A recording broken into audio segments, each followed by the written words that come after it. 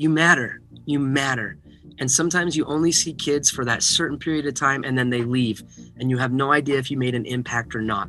But every day when you show up and you communicate that potential and that worth, when you design moments where students and other teachers like themselves best because of you, in the classroom, you get to live a life of significance, not just a life of success.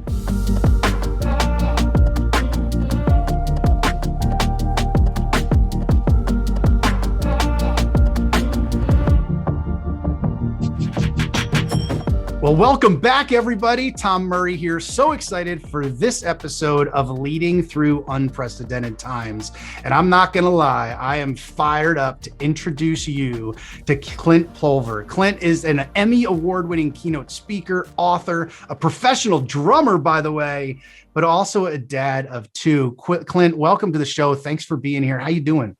Tom, what's up, man? I'm doing really well. I'm honored to be on the show. I'm excited and dude, yeah, it's an honor for me. I appreciate it. Absolutely. So Clint, here's the thing. I feel like I know you far more than you know me because I've used a video of yours that has well over 1 million views. I feel like 100,000 of them or so have probably been Tom Murray hitting play to share with educators on the Mr. Jensen story. And you talk about this single moment in time from an educator and the impact. And here on Leading Through Unprecedented Times, it's, our audience is superintendents, principals, and we'll get some teachers as well, but it's really that impact of an educator. Talk to us about that Mr. Jensen story. Yeah, I believe in moments, Tom. Like, we don't remember days, we remember moments. And one of those moments happened for me as a young kid. I was the child that just could never sit still. I would move my right hand, my left hand. I still have a hard time sitting still. And everybody saw that as a problem, right? If you're sitting in a room and someone's clicking their pen or they're tapping their foot, you're just like, for all that is sacred and holy, stop. It's annoying. And I got called the twitcher. I got called the tapper.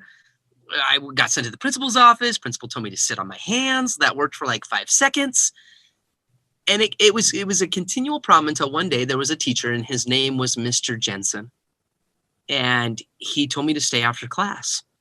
And I thought, this is it. Like, I'm getting kicked out of school as a 10-year-old. And everybody left. It's a completely empty room, minus me and Mr. Jensen. He takes me to the back and he looks at me and he says, listen, I know you're the kid on the list. You're the kid that everybody talks about. They talk about you in the faculty room. I know the kids tease you. You tap in my class. You tap in everybody else's class. He said, but I've watched you, though. And you'll start moving your right hand, and then you write with your left hand. And then you can switch it. You'll write with your right hand, and then you start tapping with your left hand. And your feet can do it. And he just said, Clint, I think you're ambidextrous. And I was like, I'm Presbyterian. And he said, no, that's not what that means. That is not what that means. He said, can you tap your head and rub your belly at the same time? He said, just try it. And I gave it a go, and I could do it without thinking about it. And then he said, then can you switch it? He said, then can you rub your head and then tap your belly? And back and forth, I just had that ability. And he leaned back in his chair, and he smiled, and he just said, Clint, I don't think you're a problem. I just think you're a drummer. And again, I believe in the power of moments.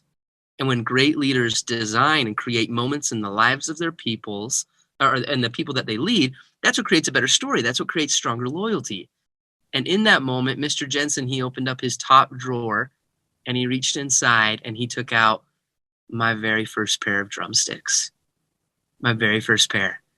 And he took those sticks and he handed them to me and he said, listen, I want to give these to you. And I don't know what's going to happen, but you have to promise me that you'll just keep them in your hands as long as you can. And that was 22 years ago, man. And absolutely. I can honestly stand here today and say that 22 years ago to literally this exact day, I have tried my best to keep my promise to Mr. Jensen.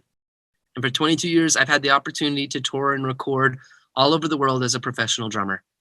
I've been on America's Got Talent. I played drums with Tim McGraw, Carrie Underwood, the Blue Man Group. I started the Green Man Group when I was in college. I remember when I was in high school, I had no idea what I was going to do with my life. And so what do you do when you graduate and you have no idea? You go to college, right? It's a joke. I went to school and I graduated in 2012 with a bachelor's degree and 0 college debt, 0. And that was from music scholarships. And I'm not saying all of that, Tom, to go, wow, good for you. Or like, wow, what a list of accolades, Clint. That's not the reason.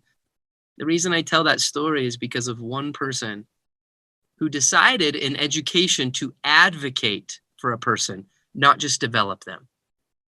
And Wow. I think that principle is so key in how we work and develop children, how we work and develop our staff.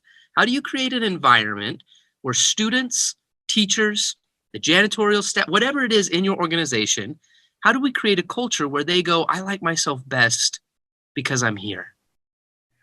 You know, I don't just like what I do, but I like who I am while I'm here. And Mr. Jensen did that in a way that obviously transformed my life. He Wow. created a moment that made my story better. Yeah, we talk about all the time here on this show. We talk about the impact of educators, and I have chills just listening to you rehash the story from over 2 decades ago because of a single moment in time. And an educator looking at you saying, in those words, you're not a problem. I think you're a drummer, seeing things that you didn't see inside yourself. So absolute incredible there. Thank you for sharing part of that story. So let me ask you this. I know you're working with a lot of school districts around the country. You get to share in person stories like that and the impact of a teacher with district. But I also know you've spent a lot of time with corporate America, and you're now known as the undercover millennial. Like, you've interviewed, what is it, about 10,000 people or so that you've interviewed. Talk to us about the work of the undercover millennial and what you're looking for in the world of work. Because when I think about my principals, superintendents listening to this podcast, that's them on the other end. They're doing lots of hiring. They're doing lots of training. They're leading people. What are you finding as the undercover millennial? Yeah, so the Undercover Millennial program started 5 years ago, and I was a part of a mastermind group in New York City, and we were meeting with other CEOs, executives on how they did business and what was working for them. And this gentleman talked about how they've had to adapt in their business, because if you don't adapt, you're going to die. And I agreed with him. And then he said something interesting. I asked the question, what about your management style? Have you had to change how you manage your employees today versus how you managed 20 years ago? And he fired back and he said, no. No, he said, the way I manage today is the same way I managed 20 years ago, and we get results. And I thought it was really interesting because he felt the need to adapt in his business, right? In an education world, think about it. You're using technology differently.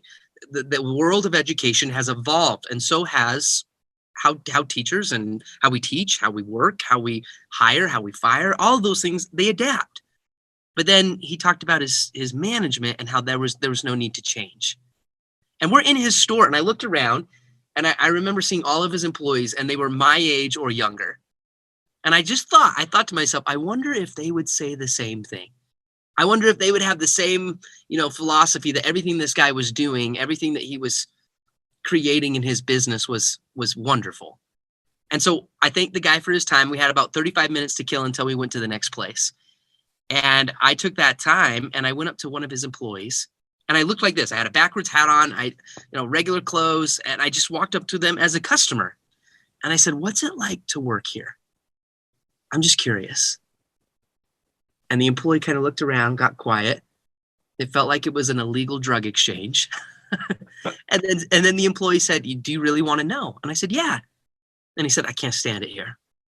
I'm a number in a cog, and I don't even know if my manager knows I'm here right now.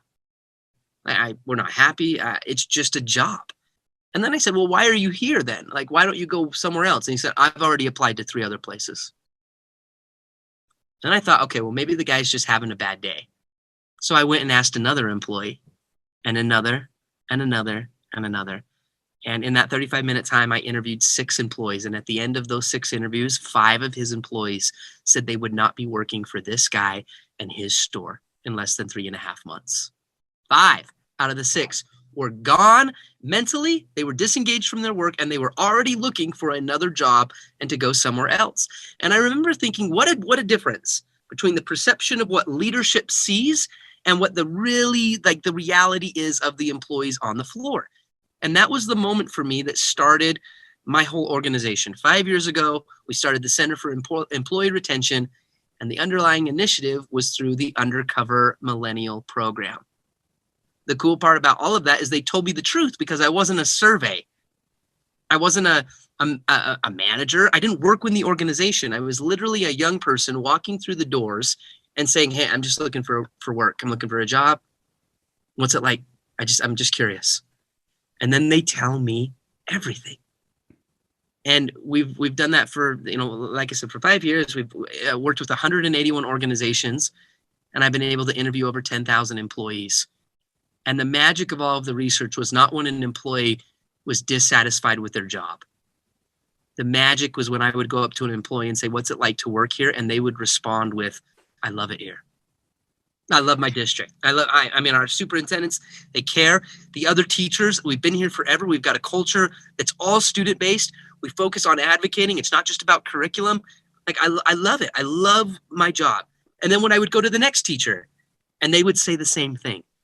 And then the next. And when that type of response would trend in an organization, and it was beautiful to see what the leaders were doing to create organizations that people never wanted to leave.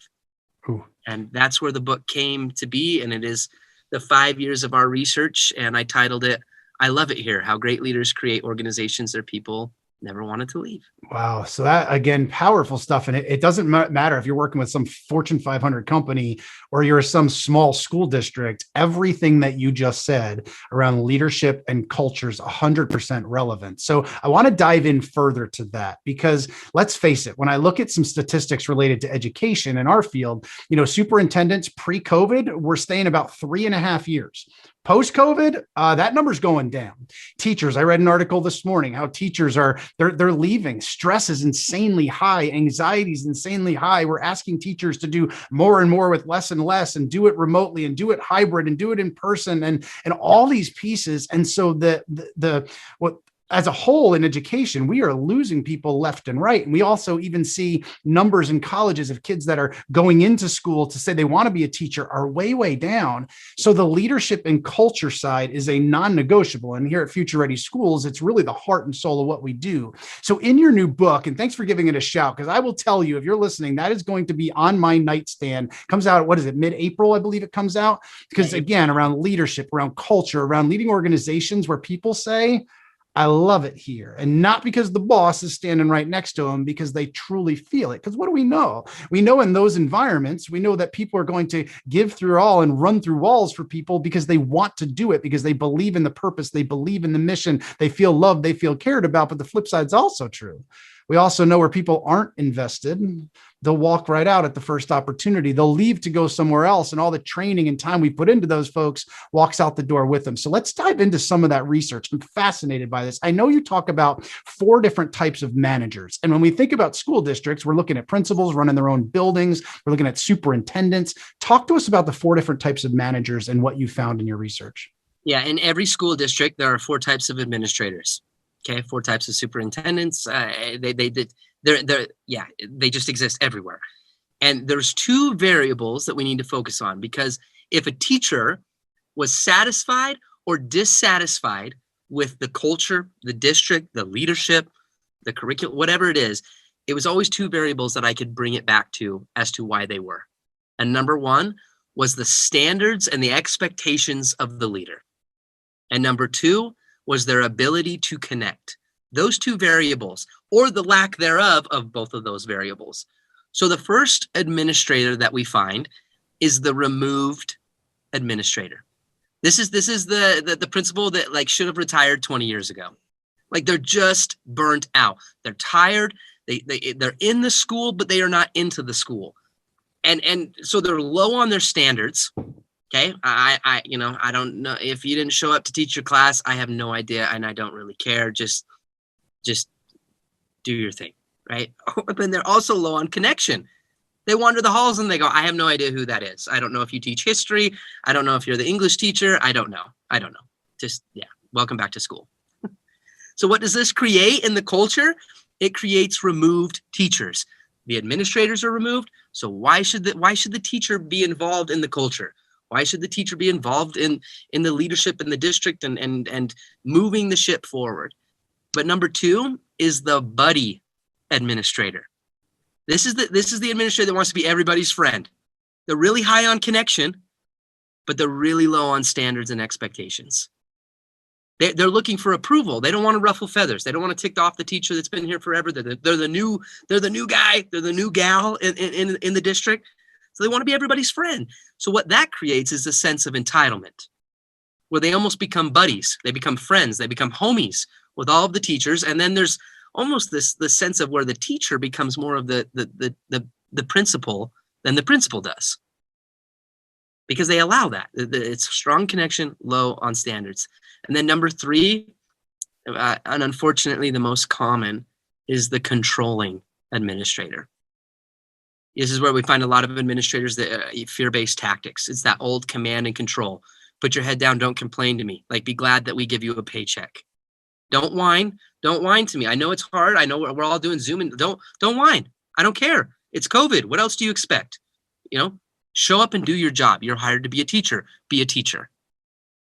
And so they're really high on standards, but they're low on connection. So what does this create? Rebellion. Pushback. This is where you have a principal that is constantly going toe-to-toe with all of the teachers. They're not going shoulder to shoulder. But the fourth administrator, this was the magic. 37 of all of the 181 organizations I worked with were school districts. And so going in and seeing this type of administrator was a beautiful thing. And I call them the mentor administrator. They were equally high on their standards. They understood that, yes, there is curriculum. Yes, there is development. Yes, we have a job and responsibility to the student and the community to grow and to develop and to create a good culture. But they also understood that teachers are humans, that teachers have a life outside of the classroom, that they understood that they're people. They knew how to empathize and connect and advocate for teachers. And what did this create? Respect. They weren't always liked, but they were respected. And there's a reason why we call them the mentor administrator, because it was mentorship, not leadership per se. Leadership is, you are the leader. You have the direction. You're given the theme for the year. You want to take the school from point A to point B to point C. That's not mentorship. Mentorship is about taking care of the people on the ship, walking with them, connecting people to their dreams. And the beautiful thing is that mentorship can't be earned. It couldn't be a title, excuse me. It could not be a title. It had to be earned. It had to be earned, because if you look at any great, story, any great film or a playwright, you always have, the hero of the story. And then who shows up? It's the mentor, right? Luke Skywalker. Who shows up? Obi-Wan Kenobi, right? I love Rocky. I'm a big Rocky fan. Who shows up in Rocky? Mick, right? Frodo had Gandalf. Aladdin had the genie, right? Simba had Mufasa, whatever. I mean, any great story, there's always the hero or the teacher in the story. And then who appears? The great administrator, the mentor. And it was because of who the mentor was that gave that hero, gave the teacher a reason to connect with them. And mentorship, anybody that was a mentor administrator had 5 characteristics. And if you want to become this as an administrator, you have to have these 5 C's or it just doesn't work. And number 1 is confidence. Number 2 is credibility. Number 3 is competence. Number 4 is the ability to have candid conversations. And number 5 is the ability to care. You cannot become a mentor without those 5 qualities. If your teachers in your district look at you as an administrator and you are not confident in your leadership, in where you want to go, the direction you want to take, if you don't have credibility, I think that some of the strongest principals, superintendents, have been in the classroom before. They have credibility. They have a background in education that allows them they're qualified to speak and talk about what they're talking about, but also competence. Right? It's one thing to sit up there and talk about curriculum and development and where we need to go and what we're trying to do, but can you actually do it yourself? Are you in the trenches? Are you just the person that's sitting back and calling all the shots? And then candid conversations. Are you someone that's going to give me honest feedback? Have you built a relationship that's so strong that honesty can exist? Whereas an administrator, it's like, the bank account thing, right? You put those deposits of trust in with your people. And so then it allows you to make some withdrawals. It's good because, again, we've got to have standards. We've got to have expectations. And so if we have those high levels of connection, it helps. No significant loyalty ever happens without significant connection. And that's why the last C of caring is so crucial. If you don't care about the people that you serve, the people that you lead, you should not be in leadership. You should not be in administration. But again, those are what qualified someone to become that significant role in the lives of others. That is brilliant, my friend. And I've got to tell you, I've been over your head nodding as you take, and I think my head's about to go off on a spindle because I'm just taking this all in. Brilliant work, brilliant research, so applicable. At Future Ready, we also we focus on that human side, and we look at like our support staff in our schools as the backbone to our buildings, our teachers being incredible leaders. And, it's so easy in our world to point the finger, right? Like if my principal would actually just, my superintendent would find, if our governor would actually, that's so easy, but it's a lot harder to look in the mirror. And so when we think about every individual, one of the things that I know you wrote about, I'm really excited to hear what you have to say about this, is really the hidden powers inside every employee. Talk to us about what you found, not just from the principal superintendent end, but maybe here's the words, we've all heard it. Well, I'm just a classroom teacher. I'm just a building secretary, but you see hidden potential or hidden powers in each one of them. Talk to us about what you see. Yeah, every employee, every educator has potential and they have worth, every one of them. And if your educators can't grow where they're at, they'll go and grow somewhere else, whether that's in the industry of education or it's outside of the industry of education. There's a lot of teachers right now that are bouncing and they're going to other districts because there's no potential. There's no opportunity to grow. Again, there's so many educators that are just surviving. Like most teachers right now, they feel like they're on an episode of Survivor. Go, vote me off. It has just been a year. 2021 has also just been a year. And, so the ability to communicate opportunity, right? And I look at Mr. Jensen, that story, and everybody, what a story. And I look at that as someone, again, who was impacted by that story massively. And he did two things, only two things for me, Tom. He communicated my potential. He gave me something to believe in, something to grow into. But then he also communicated my worth. He said, who you are is enough. And you're not a problem. I see you and I see the good. And then he gave me the tools to become that. He gave me the drumsticks, right? And so when we talk about worth, you have to think about recognition. And I think that educators are so often undervalued. They are under-recognized, underappreciated. And every good teacher wants to be seen, heard, and understood. They all do. And we found in our research, when we were going undercover, when an employee would talk about a leader that was good at communicating the worth of their team members, there was always 5 things that we could bring it back to when an employee talked about, this is what I loved. They just recognize this in this way. It was always one of these 5 things. And number 1 was vocal praise. It's really interesting because it costs a company $0 to do that. Like I'm talking about that of boys, that of girls. Tom, we talked about, that 30-second interaction. You got 30 seconds with somebody to create a moment where they go, man, I like myself best because of you. That was a great conversation. You complimented me. You asked how I was doing. Really vocal praise, taking the time. If something happens great in an educator's life or within your district, take the time to vocally praise them, whether that's picking up a phone, right? It seems so 2018, right? The phone. It's not a Zoom call, it's a phone call or a handwritten note, letting them know. Experiences was number 2. That's a little bit harder right now because of COVID. But they talked about, the school district, the principal came up and gave me and my wife tickets to the local show because he knows how much we love theater. It gave us an experience. We all went axe throwing as a district. It was wild. It was so fun. We got out of the gymnasium, or we got out of the auditorium, and we went and we did something together. Experiences was a great way to recognize people. Time off and flexibility. Allowing some flex in the scheduling. I know that's harder. It's sometimes easier in the corporate world to give everybody Fridays off or to give everybody, Thursday early out. It's a little bit harder in education, but if you can understand that, maybe they are a mom, they've got 4 kids at home and they want to be a part-time teacher. How do we make that work? How do we give you some flex there? And then money.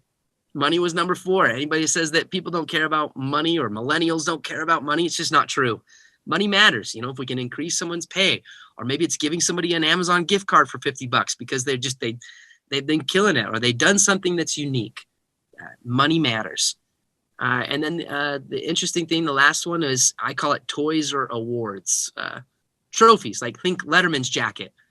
Think, something that gets passed around the district that the teacher gets to hold on to for the year because they were the teacher of the year, right? Or something that means something that people would put on their wall. People talked about it, corporate world, corporate America. It's like the gold watch, right? You got that gold watch, it means something. And so when great leaders could create something that meant something to that culture, and they recognize somebody in that way, it really mattered. Now, all of these things needed to be personalized, because some teachers, they might be like, dude, just give me the gift card to Amazon. I would love the money. I don't want Hamilton tickets, right? I don't want to go to a movie. I don't want to go axe throwing. I'd like the money, or I would just the time off. And I think when leaders create that environment where they can communicate, where they can ask those questions. Tom, you've heard this story about the fish, right? The guy that's like, okay, if you want to feed a man a fish, then you feed him for a day, right? If you want to teach the guy, though, if you can teach the man how to fish, then you feed him for a lifetime. Every time I hear that, I go, who said the guy wanted a fish? Who said the guy wanted a fish? I'm not really a fish guy. The point is, we have to ask. Ask. Sometimes we think that we know what they want. You're better off asking. Yeah, which again comes back to knowing your people, right? And the relationship and the showing that you care and diving into that. So let me ask you one final question. I'm only going to give you a minute here. Principal or a superintendent picks up the phone. They call Clint Pulver. You've got 1 minute and they say, Clint, I really want my folks to say, I love it here. I'm tired of people leaving. Their people are burned out. We've got a culture that's not a great spot. Give me the best advice that you can in 1 minute on what would you respond to them? Give them some advice. Give them some hope. What do you got? Yeah, I think pick up the phone and conduct what I call a status interview. And the status interview consists of 3 questions. And I believe every teacher deserves to be asked these 3 questions.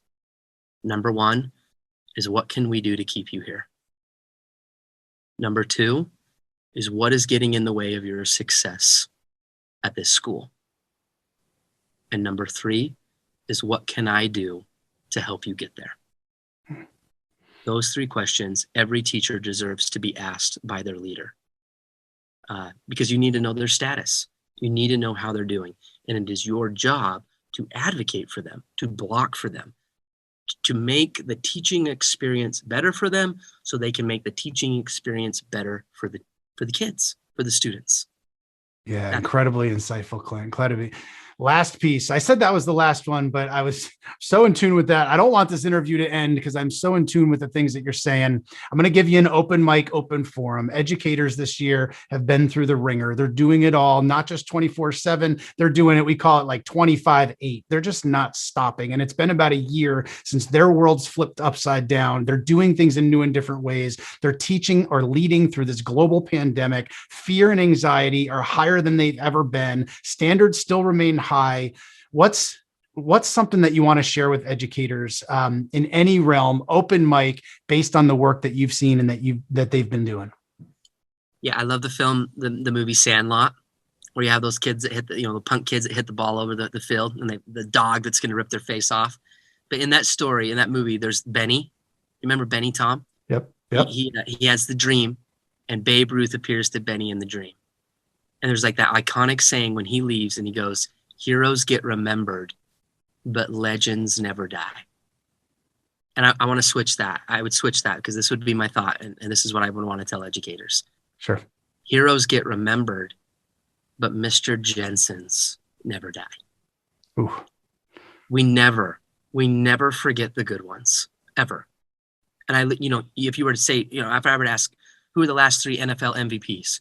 Or who were the last 2 Miss Americas in the world? Or could you tell me who the last 2 Academy Award winners were for Best Actor? Nobody knows. But if I were to tell you to tell me the name of the one teacher who made a difference in your life, do you remember their name, Tom? 100%. Could tell you, Mr. Stalbo. Exactly.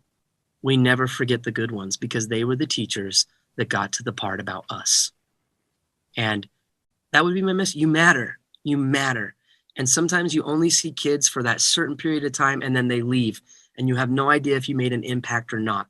But every day when you show up and you communicate that potential and that worth, when you design moments where students and other teachers like themselves best because of you, in the classroom, you get to live a life of significance, not just a life of success. And the heroes, yes, they might get remembered, but the Mr. Jensens never die. We never forget the good ones.